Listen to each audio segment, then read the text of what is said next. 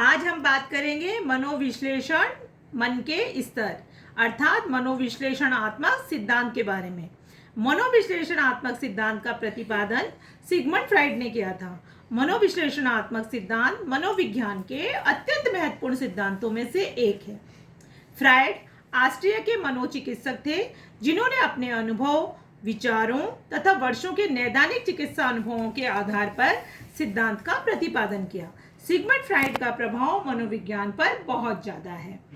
Fried ने इन मूल प्रवृत्तियों का संबंध मन और मस्तिष्क से स्थापित करते हुए मन के 3 स्तर निर्धारित किए हैं। सबसे पहले हम बात करते हैं अचेतन मन की।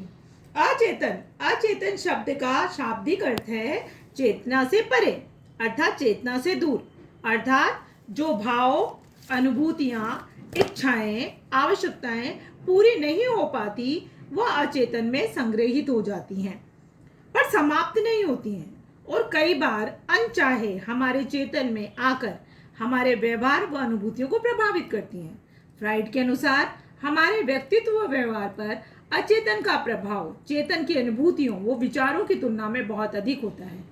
इसमें वो सारे तत्व होते हैं जो चेतन मन में नहीं आ पाते या कठिनाई से आ पाते हैं। अचेतन मन का सबसे बड़ा हिस्सा होता है जिसमें बाल्यावस्था की इच्छाएं, लैंगिक इच्छाएं, मानसिक संघर्ष से संबंधित इच्छाएं जो अपूर्ण रह जाती हैं अचेतन में संग्रहित रहती हैं। अचेतन में संग्रहित इच्छाएं चेतन में विकृत रूप में अपने बिगड़े हुए रूप में प्रवेश करती हैं और हमारे व्यवहार को कई बार असामान्य बना देती हैं। दैनिक जीवन में की जाने वाली भूलों को फ्राइड ने इसी का परिणाम बताया है। जैसे कई बार हम किसी परिचित व्यक्ति को देखते हैं तो उसे पहचान तो जाते हैं पर उसका हमें नाम याद नहीं आता। इसका प्रमुख कारण उस व्यक्ति के साथ के वे कड़वे अनुभव हो सकते हैं जो अचेतन में विद्यमान होते हैं। मानसिक रोगियों के उपचार के अपने गहन अनुभव के आधार पर फ्राइड इस निष्कर्ष पर पहुंचे कि महत्वपूर्ण मानसिक क्रियाएं चेतन में न होकर अचेतन में होती हैं। सामान्यतः चेतन की मानसिक प्रक्रियाओं से व्यक्ति अवगत होता है परंतु अचेतन की जो मानसिक प्रक्रियाएं होती है उससे व्यक्ति अवगत नहीं रहता। चेतन तथा अचेतन को समझने के लिए इसे पानी में डूबे बर्फ के एक टुकड़े से किया जा सकता है। बर्फ के टुकड़े का एक बड़ा भाग जो पानी में डूबा हुआ रहता है, अदृश्य रहता है, उसे अचेतन के समान समझा जा सकता है। चेतन मन उस विशाल खंड के दृश्य हिस्से जैसा है जो आकार में अपेक्षाकृत बहुत छोटा होता है।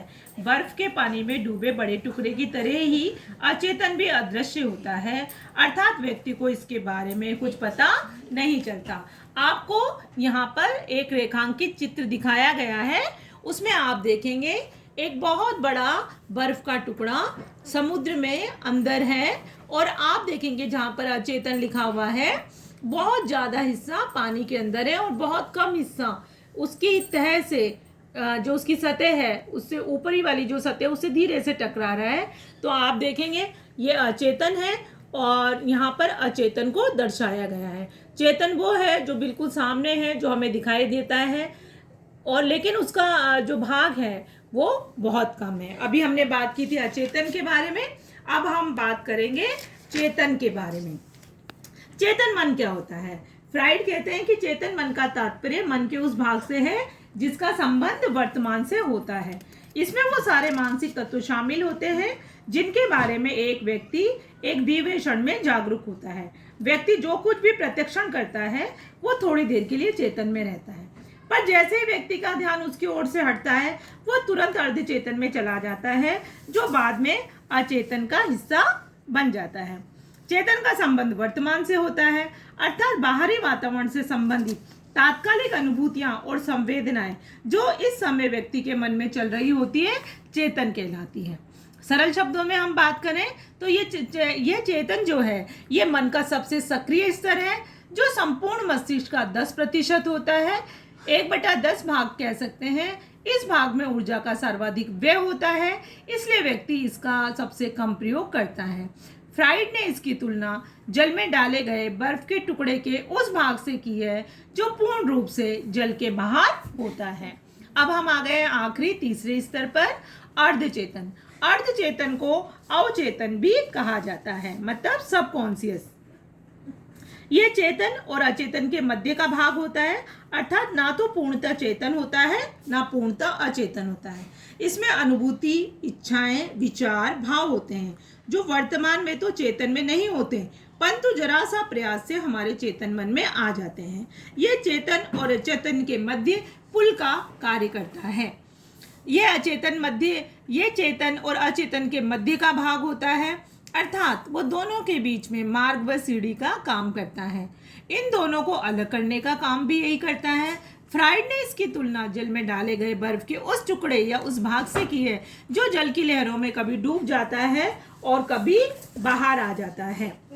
ये चेतन और अचेतन के मध्य का भाग है, अर्थात ना तो पूर्णतः चेतन है ना ही पूर्णतः अचेतन है। इसमें वो अनुभूतियां, इच्छाएं, विचार जो वर्तमान में नहीं होते हैं परंतु जरा से प्रयास में वहां पर हमारे चेतन मन में आ जाते हैं, वो कहलाते हैं।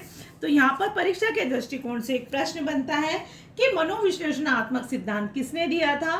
मनोविश्लेषणात्मक सिद्धांत में मन के कितने स्तर हैं, उन 3 स्तरों का वर्णन कीजिए। तो यह आपके प्रश्न का उत्तर है।